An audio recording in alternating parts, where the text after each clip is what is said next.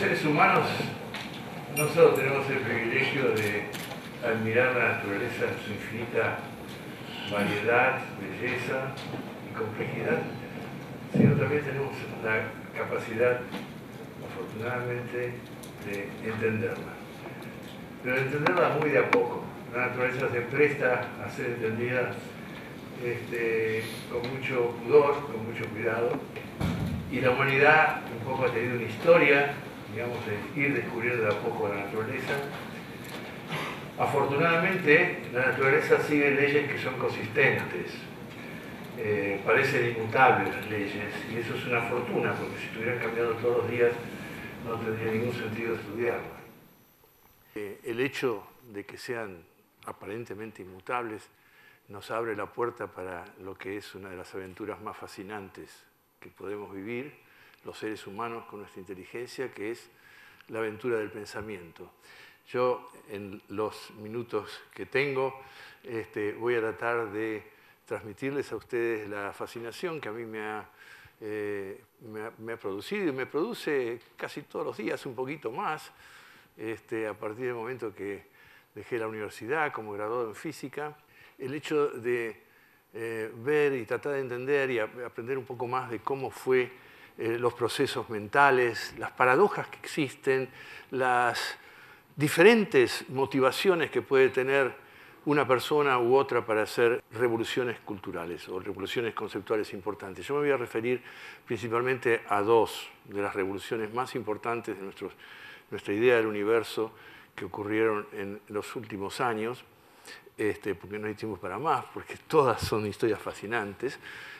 Una es, por supuesto, la relatividad de Einstein y otra es la mecánica cuántica.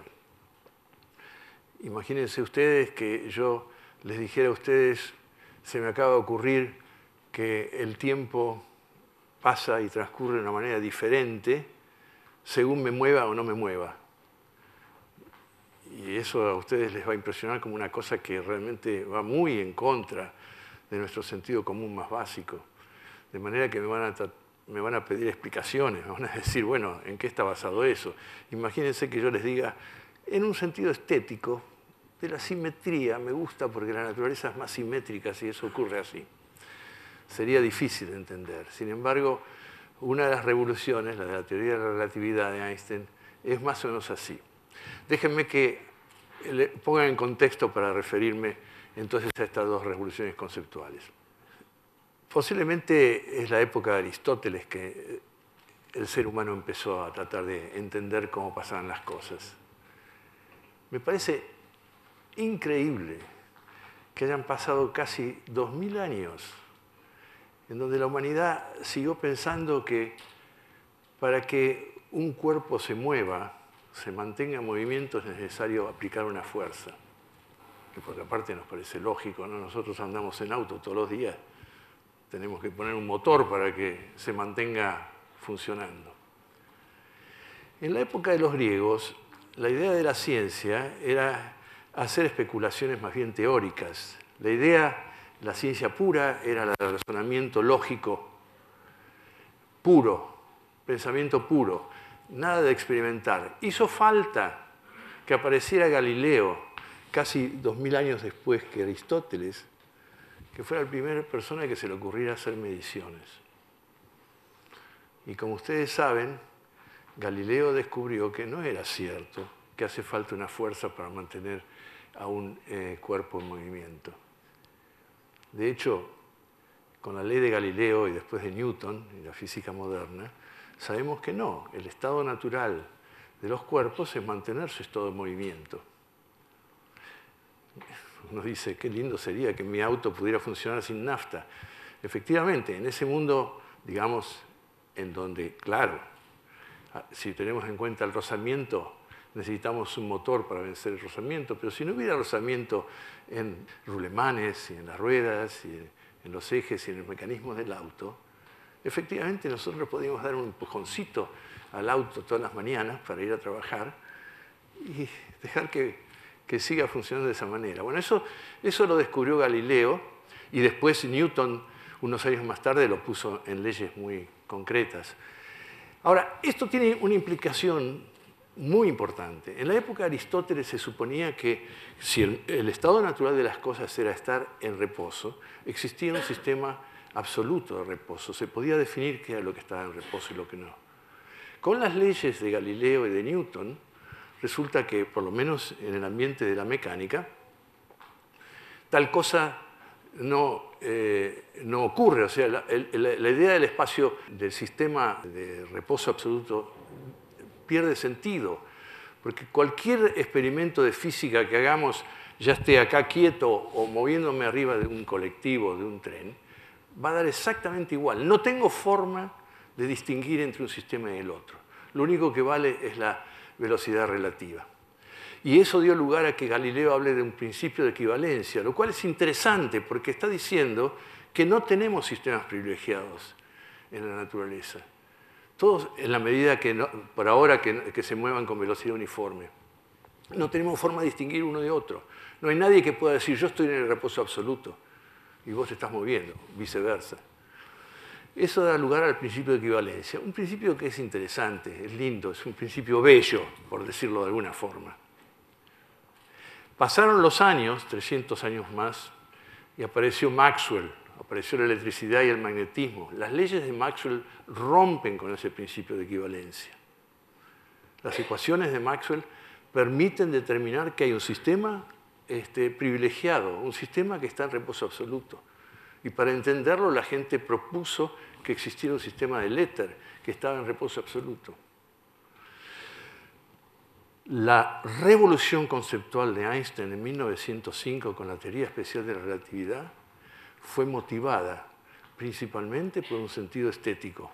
El sentido estético es que el principio de equivalencia valía para el realmo de la física mecánica y no valía para el electromagnetismo. El electromagnetismo rompía ese principio de equivalencia. Y lo que hizo Einstein fue decir, lo que está pasando es que el tiempo no es tampoco absoluto, no lo es el espacio y no lo es el tiempo. El tiempo varía, como dije antes, según la velocidad con que nos movamos. Y por decir eso, el principio de equivalencia se restituye.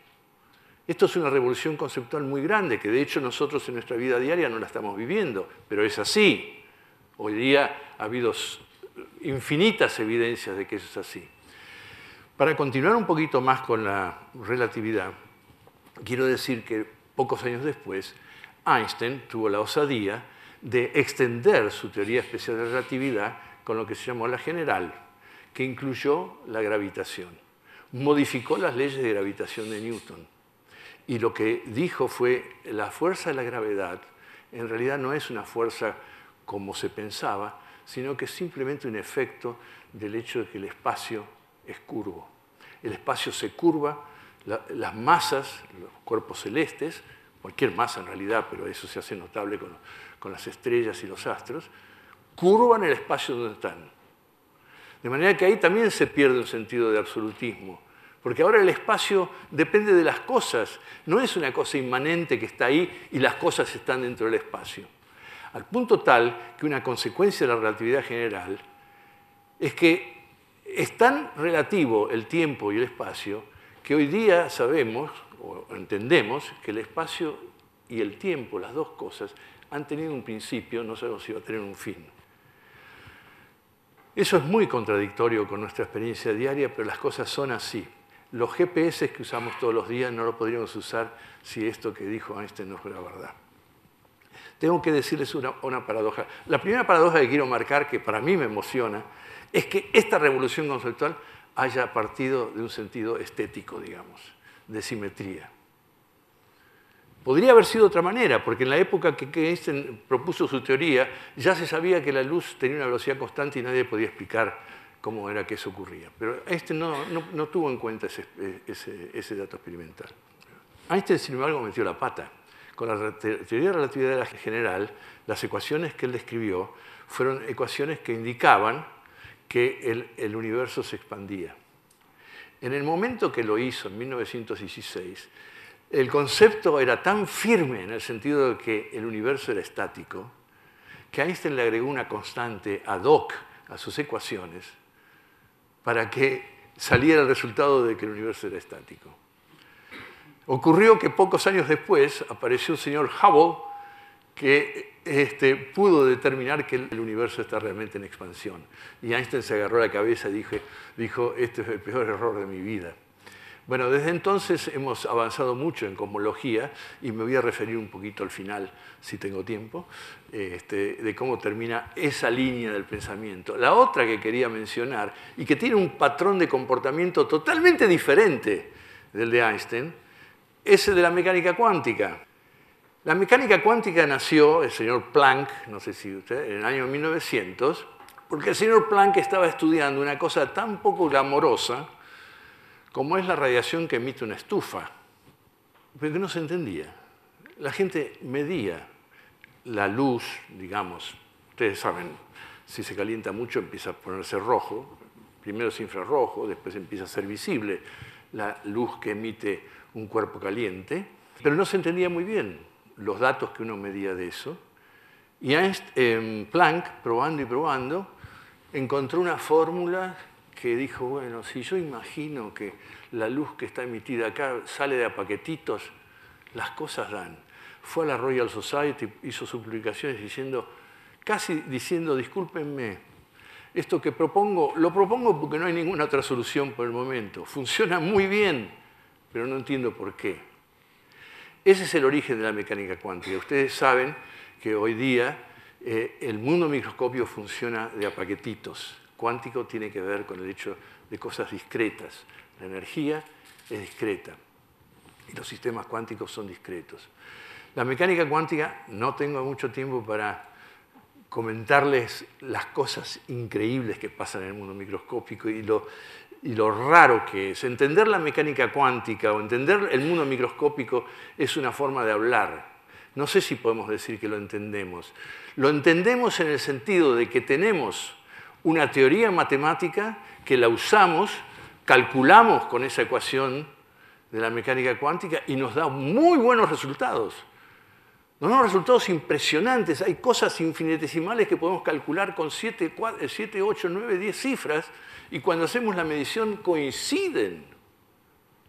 Pero hasta el día de hoy estamos todavía discutiendo qué es lo que quiere decir. Imagínense que nosotros salimos ahora por una puerta. Se abre una puerta acá y todos nosotros salimos. ¿Qué es lo que vamos a ver en el hall de afuera? Y una mayor concentración de gente, de nosotros, ¿no?, cerca de la puerta y hacia los costados va a haber una menor concentración, digamos, una especie de distribución. Ahora, si en lugar de abrir una puerta abrimos dos, esa y aquella, resulta que de pronto aparecen lugares prohibidos, donde nosotros no podemos estar. Eso es una de las cosas raras de la mecánica cuántica, que naturalmente no pasa con cosas grandes como nosotros, pero pasa con cosas chiquitas como los electrones. Y son muy difíciles de interpretar en términos de nuestra experiencia cotidiana. Necesitamos confiar en la matemática y agarrar ciegamente la matemática para decir que entendemos qué es lo que pasa y además predecir qué es lo que va a pasar. Ustedes habrán escuchado hablar de la antimateria. Había una película no hace mucho que hablaba de la máquina de Dios en Ginebra, iba a producir tanta antimateria que iba a explotar el mundo. Claro, la antimateria aparece, la antimateria por definición es aquella materia que encuentra su contraparte, la materia, y se juntan y se aniquilan ambas. Y toda la masa se convierte en energía de acuerdo a la famosa ecuación de Einstein.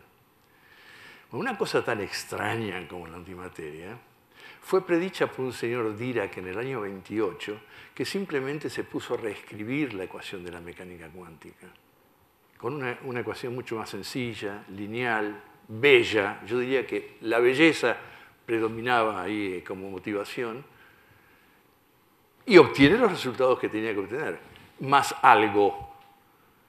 ¿Qué fue ese algo? Un objeto. Aparecía el electrón, como con todas sus propiedades normales, pero aparecía otro electrón que tenía energía negativa. Una energía negativa, ¿qué quiere decir?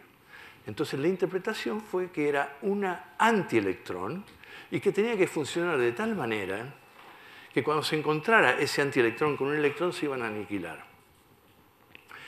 Eso fue una propuesta basada en una ecuación matemática que el señor Dirac se puso a escribir porque le parecía que era más bella. Pero se animó a predecir que había algo que era antimateria. 4 años después, analizando placas de radiación cósmica, aparece el antielectrón. Y hoy día, digamos, el hecho de la antimateria es una cosa, por supuesto, recontra aceptada. En los minutos que me faltan, les voy a decir que, bueno, ya dije, ¿no es cierto?, que el tema de la mecánica cuántica todavía se está discutiendo. Es una polémica el tema de cómo interpretar lo que pasa con los... Y fue el propio Einstein, una persona particularmente calificada, que dijo que nunca creyó en la mecánica cuántica y siempre buscó la posibilidad de darle otra forma, buscar una teoría más profunda. Simplemente mirando al futuro, les quisiera decir cuáles son los desafíos que uno ve. Yo creo que un gran protagonista, bueno, un gran desafío que tenemos en este momento es que la mecánica cuántica y la relatividad no se mezclan. Y nadie todavía ha sido capaz de unificar esas dos cosas. Son como dos cosas que funcionan en forma diferente y no son compatibles. Es un gran desafío que tiene la mente humana hoy día. Un gran protagonista, a mi modo de ver, del futuro van a ser los agujeros negros. Los agujeros negros eran cosas de ciencia ficción hasta hace pocos años. Hoy día ya se sabe que existen muchos agujeros negros. Hay agujeros negros para tirar para el techo. Dentro de los agujeros negros, entender la física de los agujeros negros requiere unificar la gravedad con la mecánica cuántica, porque estamos hablando... La relatividad, por supuesto, tiene que ver con la gravedad, tiene que ver con las cosas grandes. La mecánica cuántica tiene que ver con las cosas chicas. Pero en el interior de un agujero negro, las dos cosas tienen que funcionar. Hoy día tenemos la gran propuesta de la teoría de cuerdas. La teoría de cuerdas entusiasma a muchísima gente, porque la teoría de cuerdas abre la puerta para hacer esta unificación de las fuerzas y de estas dos revoluciones conceptuales, pero el problema es que no ha hecho ninguna predicción que se pueda medir. Entonces hay muchos detractores de las teorías de cuerdas. Y ese creo que es el gran desafío que tenemos de aquí en adelante, poder ver si la teoría de cuerdas funciona o es otra cosa la que se viene. Bueno, yo con esto termino. Quería simplemente transmitirles que la aventura del pensamiento es una aventura que es muy interesante, vale la pena vivirla. Gracias.